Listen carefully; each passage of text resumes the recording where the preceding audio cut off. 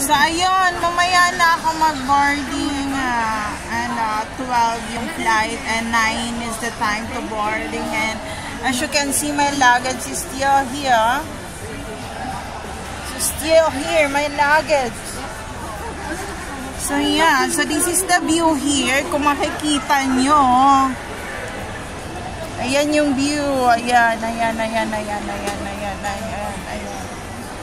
Tanungin nyo kung magkano yung pamasahe ko na pinamasahe ko. Lahat 10,000 pesos. One-way ticket from Davao to Manila. And tanungin nyo ako magkano pinamasahe ko bago nakapunta dito. 11,000 pesos. Manila to Davao naman yon. So, ayun.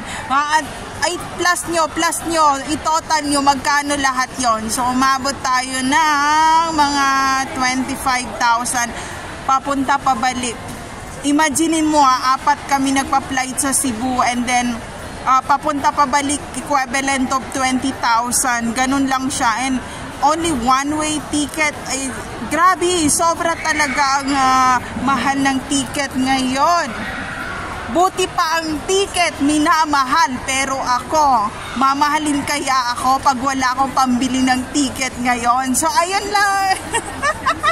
I just wanna share, friends. There's no safe place to all targeted individual out there. Take care always, everyone. So, ito yung view dito.